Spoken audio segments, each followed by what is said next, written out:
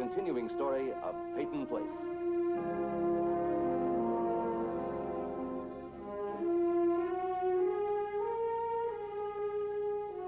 Starring Dorothy Malone as Constance Mackenzie, Ed Nelson as Michael Rossi, Ryan O'Neill as Rodney Harrington, Barbara Parkins as Betty Anderson, Tim O'Connor as Elliot Carson, Christopher Connolly as Norman Harrington, Patricia Morrow as Rita Harrington, James Douglas as Stephen Cord.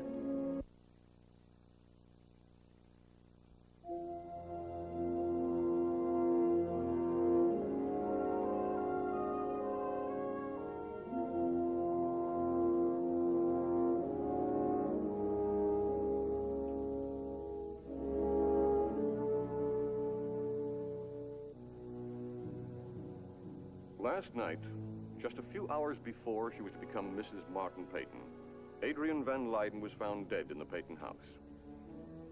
Eddie Jacks, who was discovered bending over Adrienne's body, was arrested and charged with suspicion of murder. It is the conclusion that Eddie Jacks had no reason to kill Adrienne that has brought Martin Peyton to Eddie's cell.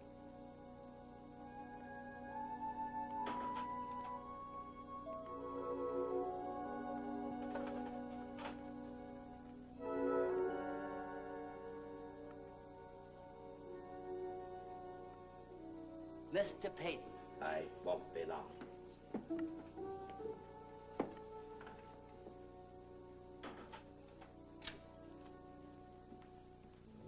I knew you'd come.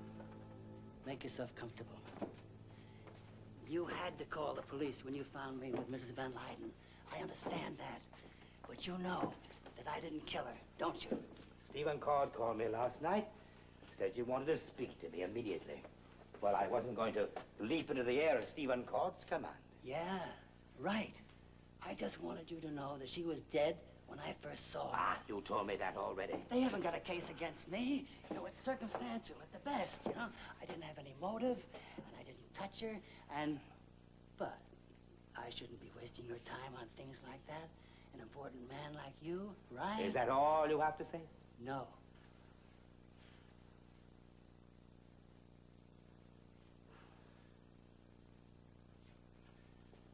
What I'm going to tell you could put me away for a long time.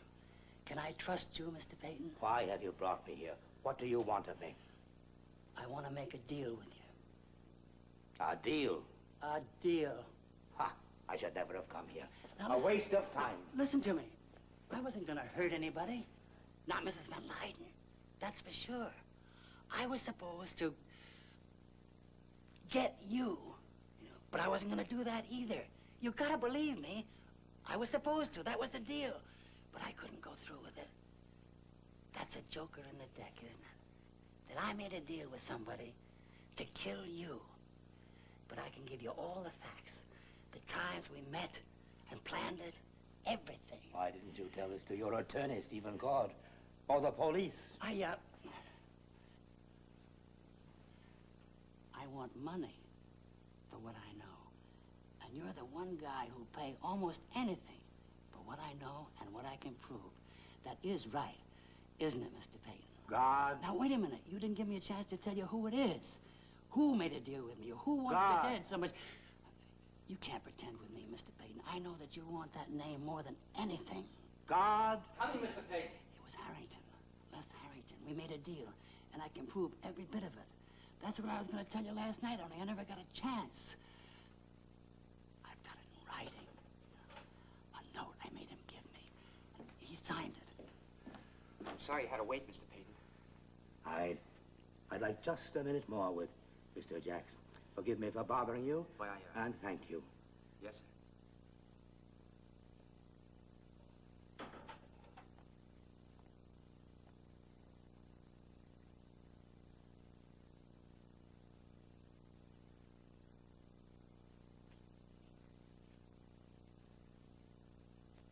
Harrington wanted you killed before you married Mrs. Van Leyden, before you changed your will. And I was supposed to do it with that wrench and make you think that your man, Lee Weber, did it. Doesn't that kind of curdle your stomach? It does mine, and it has from the time I told Harrington that I'd do it. tried it once. One day when Weber took you out on one of your regular drives. Remember? You were walking along the road and you almost got clipped by a motorcycle. Well, I was there, hiding in the bushes, with that big wrench in my hand, just waiting for you to take a few steps more. And then I was gonna brain you with it. It's true. At first, I thought I'd lucked out when Weber yelled at you and stopped you from coming toward me. But then I knew that wasn't it. I couldn't have done it. I couldn't have killed you. I couldn't kill anybody. And I wanted to tell you all about it last night. That's the only reason that I was in the house. The proof, Jax. The written proof. Where is it? It'll cost you the same as he was going to pay me to kill you. Where is it? 50,000. Answer me. A promissory note. A dated promissory note. Harrington promises to pay me 50,000 for services to be rendered. And it's got his big fat signature on it, too. Where is it, Jax? Well, if I can get it, if I can get out of here. But one thing at a time. Do you want to buy it? Huh. Harrington.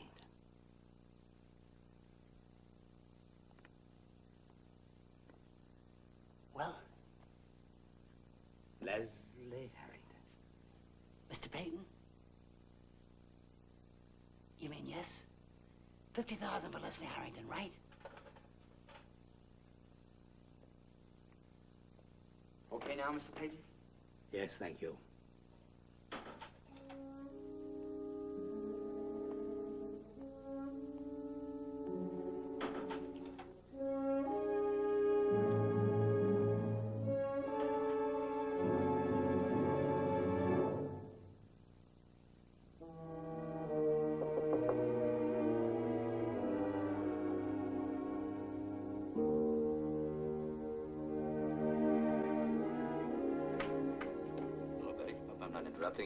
No, it's all right. Come in.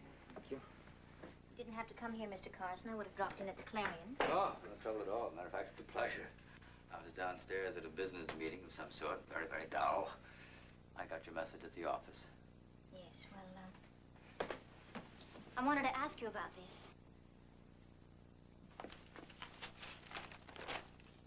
I'm worried about Rita now with her father arrested and all. Yeah, it's going to be pretty rough on her. There's no question about that.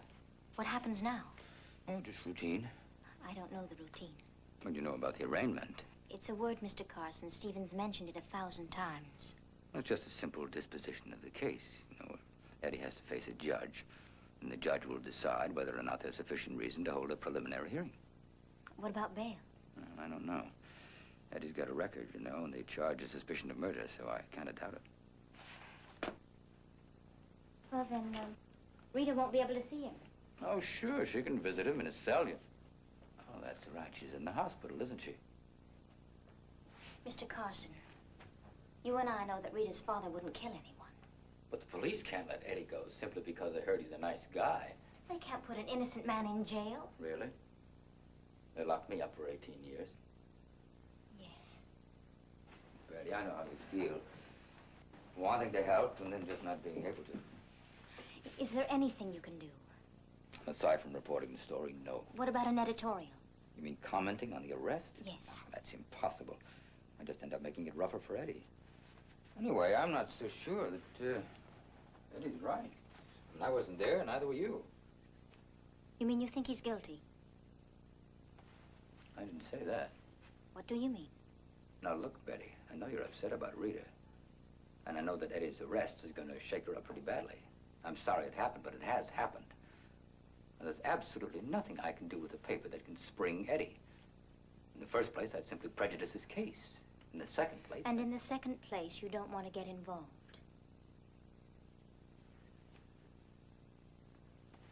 Strange for a man who was once in the same position himself. Maybe Eddie was in the wrong place, wrong time. Let's hope so. Bye, Betty.